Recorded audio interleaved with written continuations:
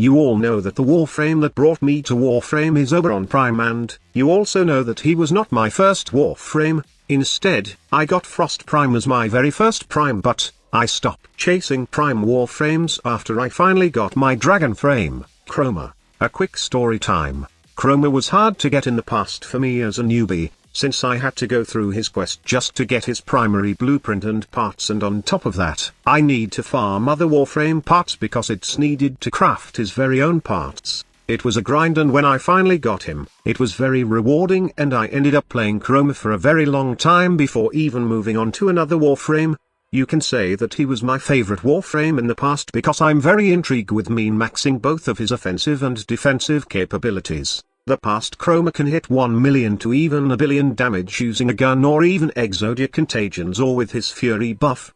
There was no debate on whether or not Chroma is great in terms of damage dealing, as he was overpowered in terms of that aspect. On the other hand, his survivability was very interesting for me, since I was really curious about how much armor I can put into Chroma, and how much damage reduction I can get. Well, I was a noob, and did not know that at level cap, armor won't be enough, or even damage reduction, but still, Chroma was very interesting for me, and I don't care what people say, as long as I'm having fun with my Chroma.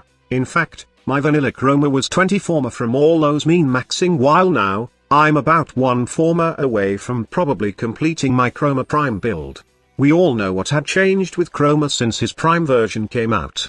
DE nerfed the double dipping of the elemental damage buff from his Vex armor, and now, there's no way you can get those 1 billion damages easily with this Warframe. On the other hand, his survivability kind of improved with a few additions in the game. He now just don't rely on armor, but also, you can actually boost his resistance to damage with the help of adaptation mod, and then there's the Helminth ability that blessed Chroma with Gloom. Also, Umbral mods further boost his effective health pool, and this turns Chroma into an unkillable dragon if modded well. Stay with me for a while, as I will show you the final min-max build for this dragon, but for now, let's discuss the 2122% bonus armor, and 1667% bonus. Like the title said, I feel like my overpowered Chroma is back with these awesome buffs, but sad to say that it will only be for a couple of days, since this can only be achieved through Helminth Invigoration. But just imagine the possibility here. If I'm going to hit an arbitration mission with Chroma having 300% power strength, then most probably, I will end up with 909% bonus power strength in my build. Right now, with the 2122% bonus armor, and the 809% also from the elemental ward, as I'm using the cold element for this Chroma, this build has about 98% damage reduction, and that doesn't include the adaptation mod yet. By the way, the only weakness of the adaptation mod is the slash damage, because it can't negate well the bleed procs, but other damage could be negated, and with this amount of armor from my Chroma, sometimes I achieve full immunity from a damage type, just like Gauss kinetic plating at the max red line that gives you immunity to certain damage types.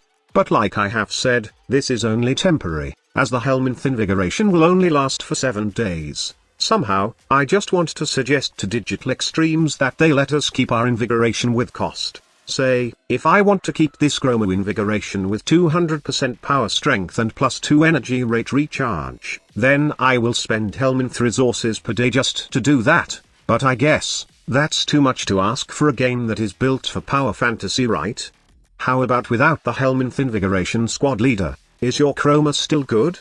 Like I have said, I am only missing one more former for this slot, but it's probably an Umbral former. By the way, it would not take you this many former, especially if you decided to also add 2 Umbral former in your Chroma Prime, other than the Helminth Invigoration, or possibly the Void buff from the Void Fissures, or even a random 300% power strength boost from Arbitration. Your power strength will just be around 300+% normally, but that's enough for the damage buff, and especially for survivability. With decent armor, plus the adaptation buff, then the Gloom ability, then you have enough to deal with higher level enemies in Steel Path levels. Also, Cold is probably the best for both Elemental Ward and Vex armor, not just because of the armor boost, but also because Cold Elemental Ward will bounce back projectiles like bombard rockets, so you won't have to worry about getting one-shotted by those types of attacks. Also, After using a Gloom Chroma setup for like years now, I find Hunter Adrenaline or Rage not needed anymore for energy regen. That is if you are using range attacks with guns. If you just keep your distance, you will not consume any energy from activating Gloom, and, when Gloom is active, with no enemies are within range to get slowed, then you will regenerate your energy using something like Zenuric's Energizing Dash. Primed Sure-Footed will be very helpful in terms of knockdown negation, especially in Profit Taker fight and as well as Eidolon hunts. And with Hunter Adrenaline out of the build, you can slap energy conversion to add more power strength. Lastly, the damage is so much better right now with Chroma since weapons have galvanized mods and arcanes. Now, a golden rule of modding your weapon while using it with Chroma is not to add any damage mods on it. Elemental mods scale so much better with Vex armor compared to damage mods, and it can go crazy with the faction mod also, but right now, you can't escape with the damage buff since weapon arcanes such as Primary Merciless exist. It's still very beneficial with Chroma though, since it enables you to min-max all the elemental, critical, and faction mods in your build, while still having a boost in damage with the weapon arcanes.